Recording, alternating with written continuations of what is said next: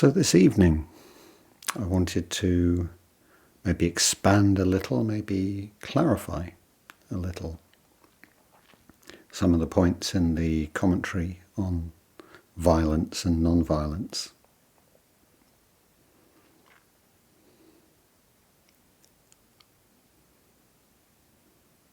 Begin by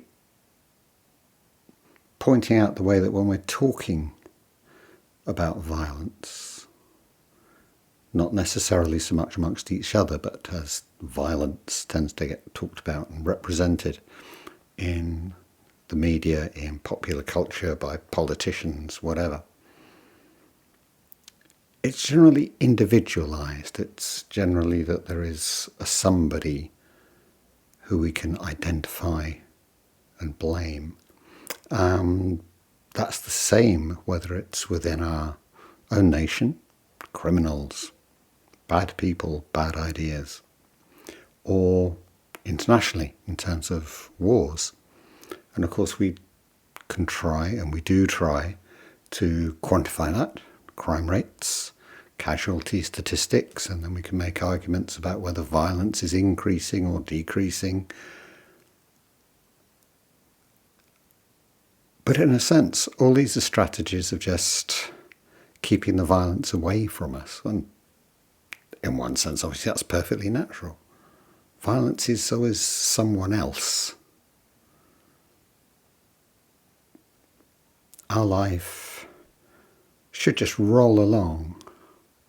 No contact with violence at all, unless something dramatic happens.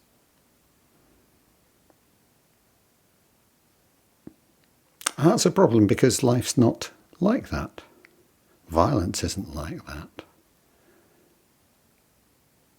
And what this way of individualizing and talking about violence in terms of the other always, and of course along with that, the other being the other, because they're bad, because they're dangerous, we become afraid of them.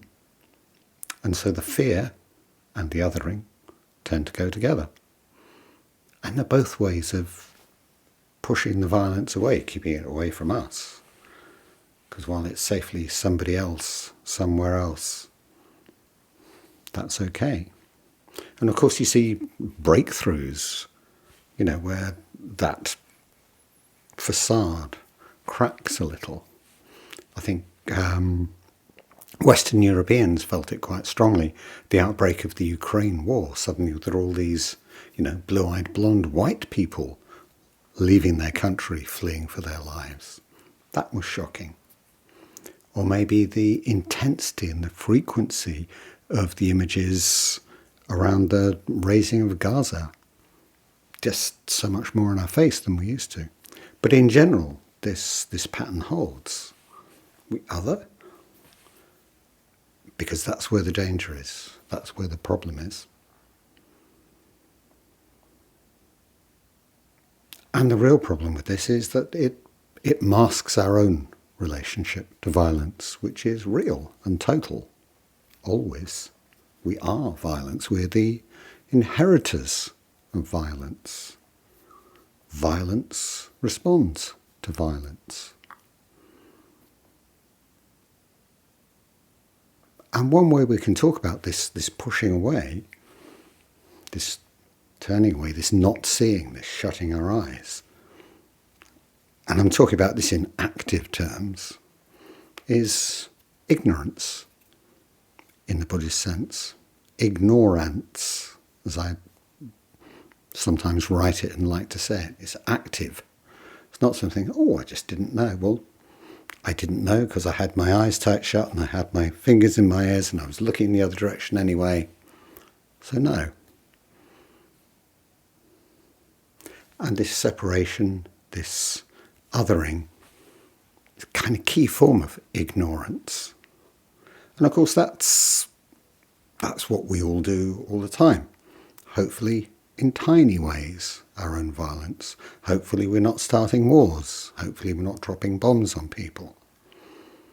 We do it in our own trivial way, usually, when we fail to recognize the other, when we fail to take them seriously, when we fail to empathise with who they are and how they are. Why do we do this? Is it some flaw, some fault in our individual nature or human nature? Well, no. Violence responds to violence. When we do these kind of things, we're just responding to the world of violence in which we live, the kind of violent soup that we drink up every day, the violent atmosphere that we breathe in and breathe out. Violence responds to violence. So in terms of our bearing witness, we can start up just by bearing witness to our own, the way that we become most immediately aware of violence, the violence of our thoughts, the violence of our fantasies. Maybe I'm unusual. I don't think so. There are times when we all feel like pushing, thumping, maybe stabbing or shooting an extremist. Hopefully, that's not just the guy that cuts us up on the road. But when people are out there starting wars, dropping bombs, saying unbelievable things, anger, indignation, outrage, passion. What do we do with that? I don't think we can or should say, no, just we don't go there. We're practicing to be so calm that I would never feel that. But equally, in the really mundane, our day-to-day, just whether it's a jam jar lid that won't come off, or something our partner said, or something we saw on the way to work, or whatever, our snippiness, our irritability, our not having time for someone. All of this, they're all ways of just not recognising, just othering, keeping at a distance, not seeing what's really going on, practicing our ignorance. And I'm saying violence responds to violence. I'm talking about this atmosphere of violence, and what I'm exactly not saying is the kind of, paranoid version of they're all out to get us, it's dreadful, let's all become survivalists now, or any version of that, or it's all their fault or whatever. I'm talking about, what in Buddhist terms we could call collective karma, what in non-Buddhist terms we can just simply call history. We are the product of an incredibly violent history, a history of collective rather than individual theft, torture, coercion, exploitation, expropriation, domination. That's how our world, our societies got to be the way that they are, for worse and in some ways even for better, because, we're all the inheritors of this, and we all benefit from the products of this violence. Certainly we do if we live in what we'll call Western developed countries or their equivalent. Without some of that, without perhaps most or all of it, we wouldn't be where we are. Literally, we wouldn't be where we are and who we are today. That's important. We'll benefit differently, but equally we're all, and I think it's fair to say this, we're all traumatised differently according to where we are placed within that, where the history that resulted, where the karma that resulted in me being here now, you being there now, everybody else being where they are now, how we all got here, how we all got to precisely where I am. And that's an ongoing collective process which has deep, deep, deep roots. And one of the effects of that is that we're invited, in some sense forced to take sides. So if I start talking about enslavement and the slave trade, well,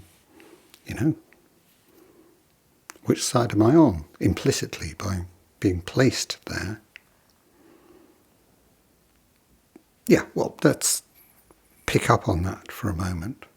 Just in the way that if we'll take black enslavement in the 18th, 19th century as being the kind of paradigm of violence, of othering, quite specifically of othering, because how can you treat people completely as useful objects, as sets of ability to labour, to the extent that it seems reasonable, it seems perfectly rational to own them, breed them, kill them, torture them at will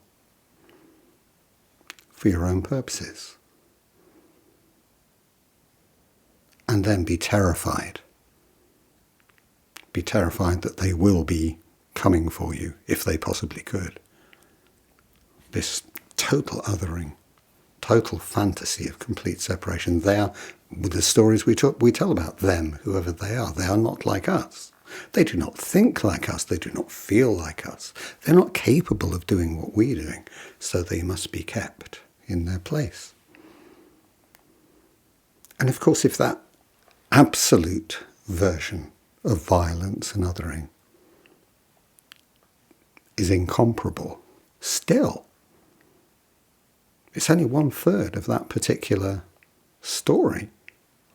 Because, of course, a lot of that was about growing cotton for the English textile mills, British textile mills, which made British mill owners incredibly rich because they were able to utilise the labour of the relatively wage-enslaved British workers who no longer had land, no longer had access to land, no longer had access to their traditional ways of life, and being forced to pick up whatever work they could, wherever they could, enrich the mill owners.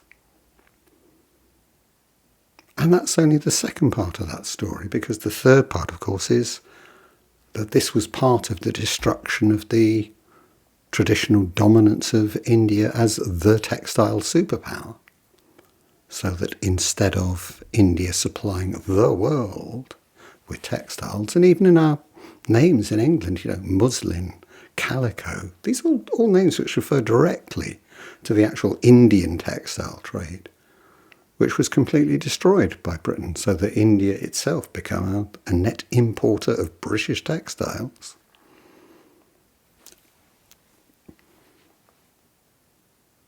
We were invited to ignore, we were invited to not remember. But of course the consequences of all of this are still absolutely with us, whether that's the partition of India and Pakistan or the ongoing struggle of black Americans for recognition and equality in all its various forms. And how that reflects on us, and that's no different in Britain, because what do we see? What do we look away from? Where are we othering? Where are we drawing the lines? And obviously we do that with our partners, with our children, with our parents. Hopefully, of course, in relatively minute ways. But on the back of this world of not seeing, of not speaking, of othering, and of ignorance, actively ignoring. Then the violence of nation states themselves, and the way that othering is so central to most versions of national identity. We must be afraid of the other, whether that's, in our case, the Russians, the Chinese, whoever, and the fear. We must be afraid of them because they are dangerous to us. And we define ourselves against that. And so we are complicit, can't think of what other word to use, in the spending of literally trillions of dollars on weapons of mass destruction and weapons of personal destruction. And if some of the profits from enslavement and some of the profits from the British mills went to build hospitals, libraries, roads, railways and the rest, which we all benefit from, Who benefits from the dropping of bombs other than arms manufacturers? How much could we benefit from those trillions of dollars being used to build hospitals, build schools? And when the bombs do fall, they fall on schools, they fall on hospitals. And so the cycle continues. But this always at the centre, this process of othering, and this process of othering going along with the inducement of fear. Circular, reinforcing.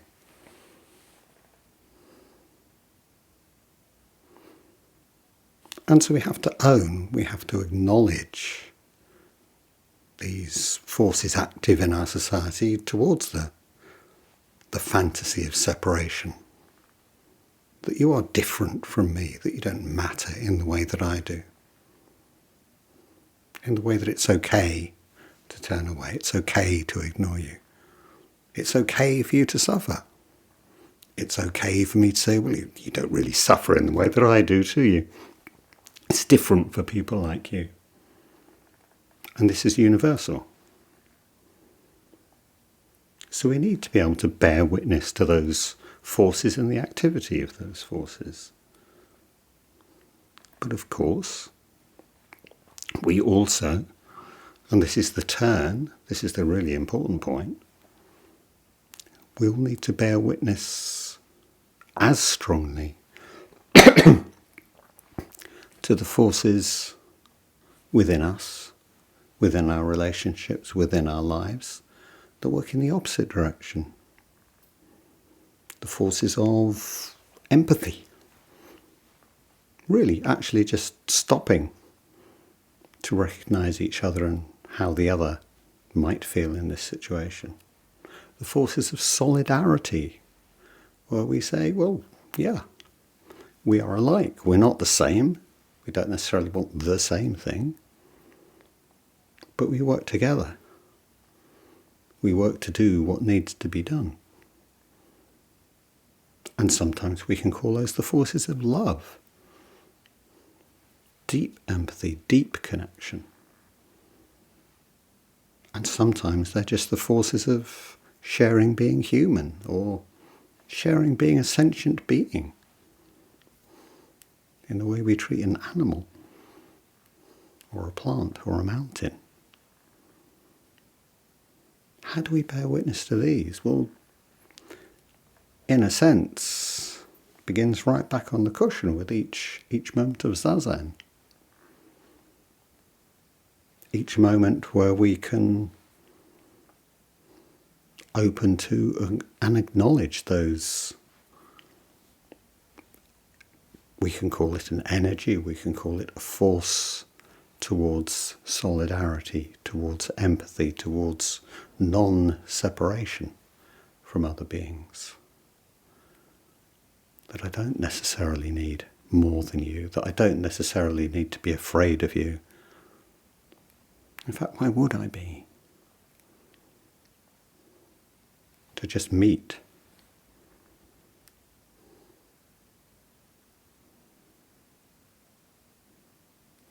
And if Zazen, in a sense, is experiencing whatever problem I'm experiencing as not a problem, this is the start of our non-separation, of our meeting each other.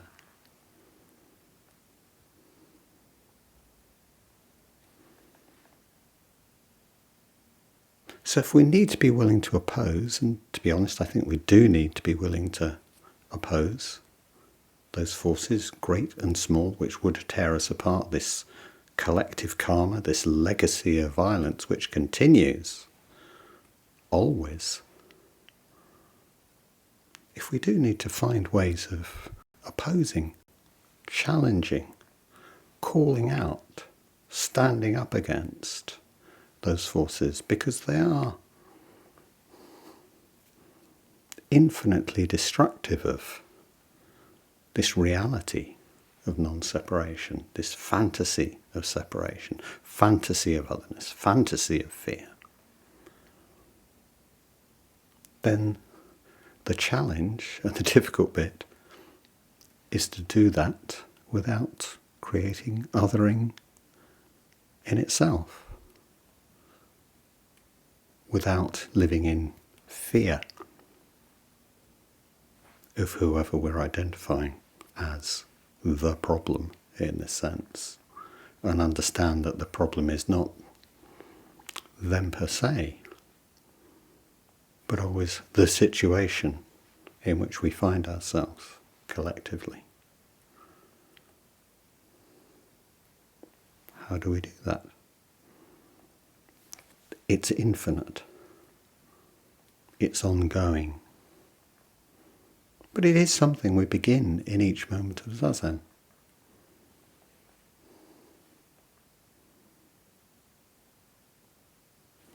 And that can take so many different forms. Just a moment of kindness, a smile exchanged, not saying a harsh word. It might mean leading a global movement for change. What does it mean for us? Each of us and us together. Those of us here this evening, the greater Sangha, the great Sangha of all beings. What does it mean for us? Right here, right now, and in each moment.